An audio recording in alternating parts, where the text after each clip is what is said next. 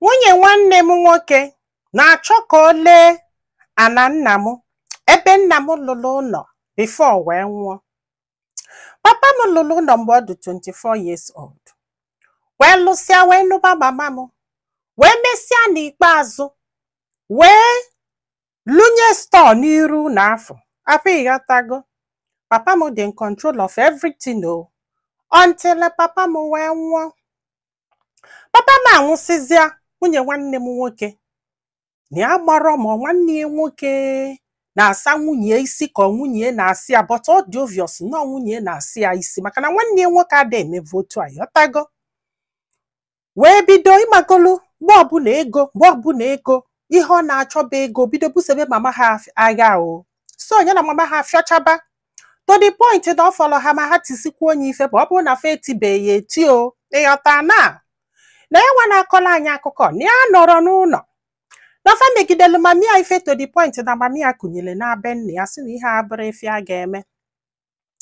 Na mgbe fa ncha niile pụsịrị apụ n'ọsọsọ mama fa na nke last born nọ. Ihe a megide mama fa wee dupukwuo nke last born kpọjelie mmadụ ebe ọ na-agba bọyị. O wee nọrọ ebe afọ na-agba bọyị kadịtịnịkalị mama fa wee nabazi abe nne ya.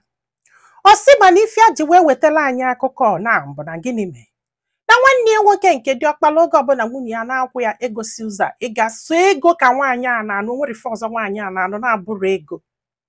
Ọ sị m nne ọkwanye ahụ na nke ikpeazụ ụdụnwa kịta na asị na ọ chọkọtala ego ọfụrọ. Nwanne ya nwoke wee baa wee soro ndị na-ana fon wee pụta n'ụzọ wee nalụ mmadụ fon wee siela ego dị na akaụntụ onye afọ.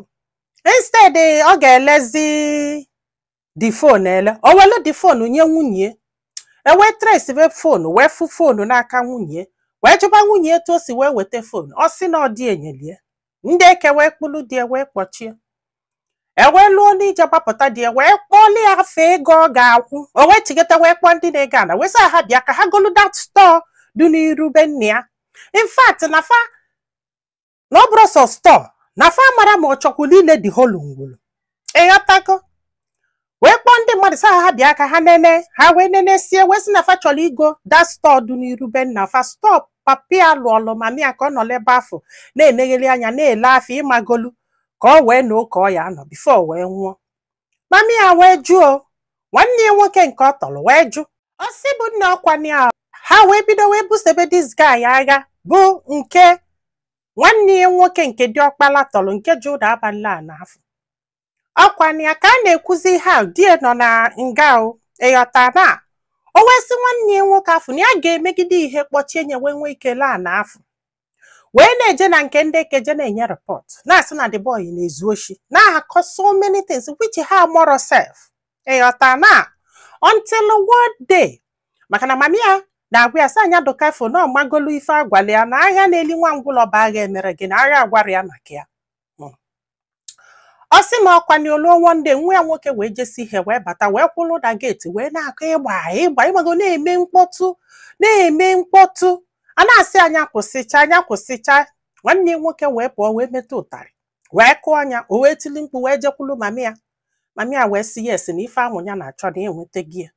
Mami ya wee pụọ wee jekpọọ ndị eke sị na nwanne nwoke zuru ya oshi na ọsọ oshi ka ọ nọ na-ezu wee gaba gasịa dejuo full scap wee send alụ ndị eke wee bịa wee kpụrụ nwanne ya nwoke. Ọ sị m nne wee kpebekwana o. Ọ sị na fe nwere ego na shishi tọlọ n'ọdụrọ.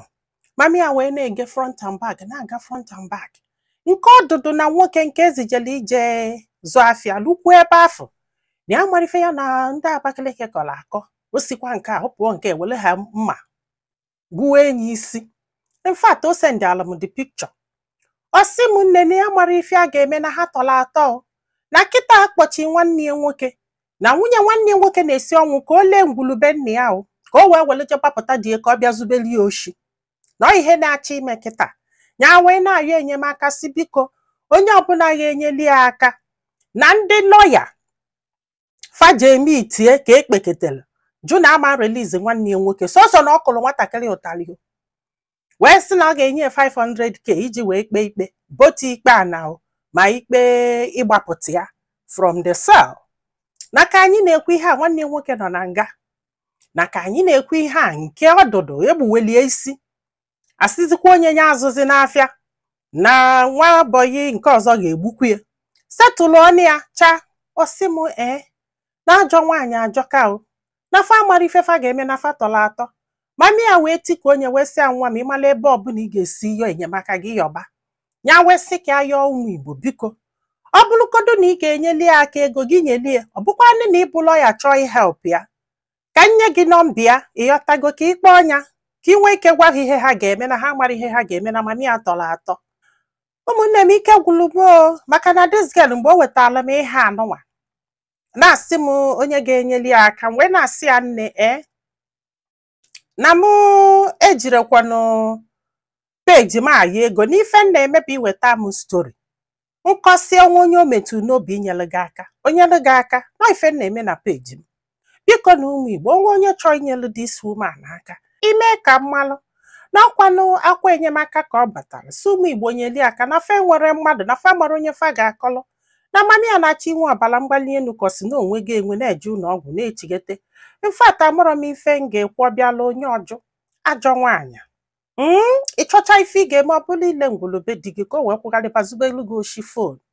Chukwu mekwelu gị ebele, Chukwu meelu gị ebele na ọnwa ọ na-esi bụ na ya ga-agbapụtalili die andị na ọ ga-edelili ofu property wee gbapụta ya akwa ifugo ike gwụrụ ike gwụrụ. Onwe ebe ịma ọ ga-eje ma onye ga-enyeli aka ma ị ga-enyeli aka whatever it is let me know. Daalụnụ ka ọ dị n'ụbọchị ọzọ.